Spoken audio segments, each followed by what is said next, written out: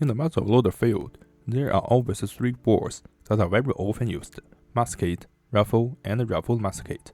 In fact, the bores refer to the three different kinds of muzzleloaders respectively. So, in this video, let's try to figure out what are the differences between the three kinds of muzzleloaders.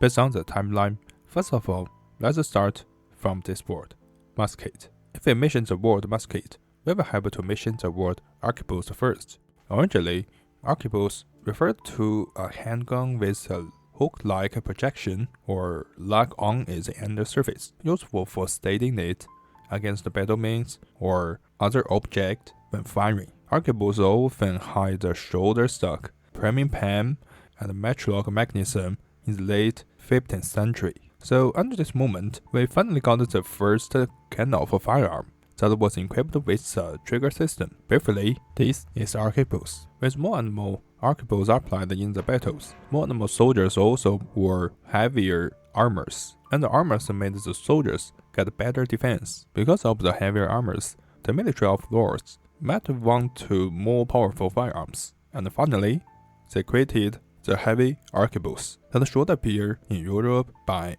1521.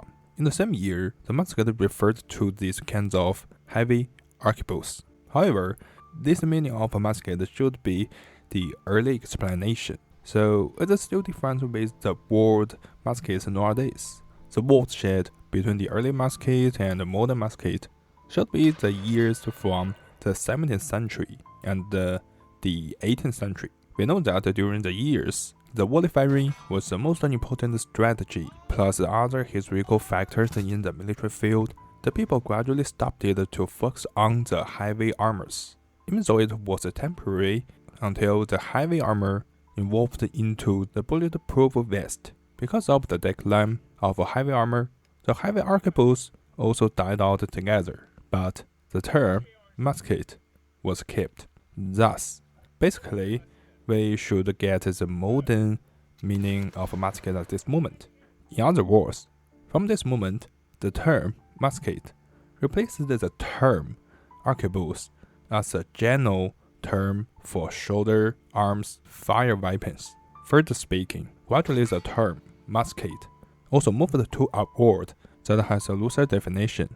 Meanwhile, since most of the firearms before the 19th century were the guns that had a smooth bore barrel, nowadays we can see when communicating on the internet, the word musket always refers to smooth bore muzzleloaders. Then, when the time was in the 1850s, more muzzleloaders started to use rifled barrel, but in the years, there still were many smooth bore muzzleloaders, also known as the muskets in the army. So the people got an idea to get more guns that could have a rifled barrel, and at the same time, they could save money as well. Finally, rifled muskets appeared, such as the Springfield Model 1855. The people used the new rifled barrel to replace the original smoothbore barrel and added a new iron sight because the rifled barrel made the muzzleloader have better range. In addition, most rifled muskets could use the mini bolts.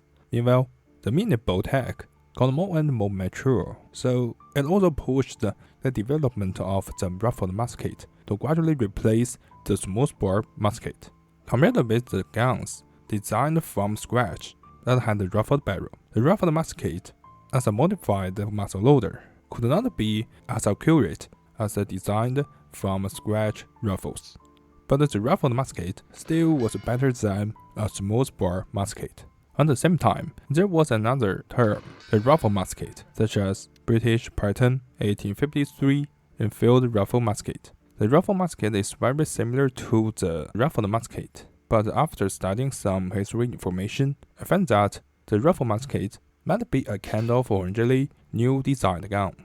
So the rifled musket was more like a modified musket that had a rifled barrel, and the rifle musket was more like a designed from scratch gun that also had a rifled barrel. But not only the rifled musket, but also the rifle musket. Both kinds of guns were based on the old type musket.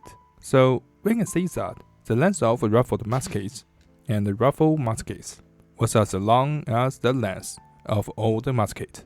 For example, the barrel length of the Springfield Model 1855 was 40 inches, or 1 meter long, and the hull length was 56 inches, or 1.4 meter long. The most typical musket, brown-based musket's barrel length was 42 to 46 inches, and 1.07 to 1.17 meter long. The hull length was around 58.5 inches and 1.49 meter long.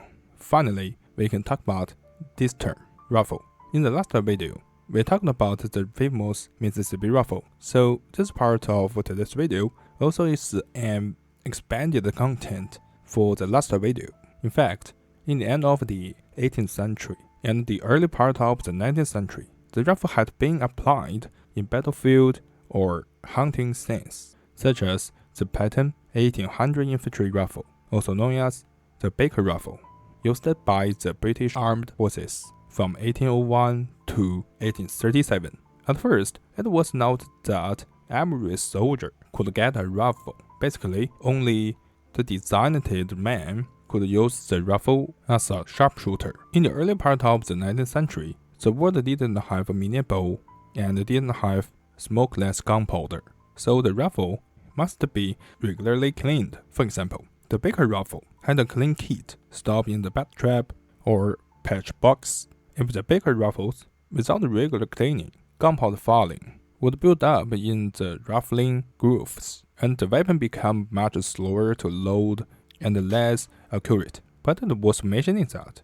the rifle usually was shorter than the musket, rifled musket, and rifle musket. With the time going, thanks to the development of a new bullet tech, like the new mini bow, the lower reloading speed was no longer the shortcoming of rifles. Additionally, in the 1860s, even though some rifles had very obvious short barrels, generally the accuracy wasn't lost. Then the rifle entered the next stage, and that was the bench loading, repeating, and smokeless powder infantry guns time, and the longer musket, rifle musket, became the old-fashioned.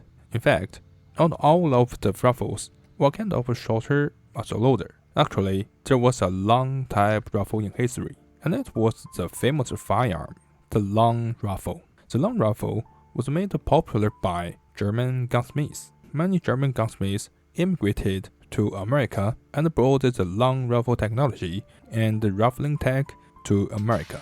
The long rifle made it an ideal tool for hunting wildlife for food in the new continent. Even the long rifle helped the American people to win the American Revolution War and became an iconic firearm of the United States. So, this is today's video, and thank you for watching. Hope you can like this video. Have a good day. See you next time. Bye.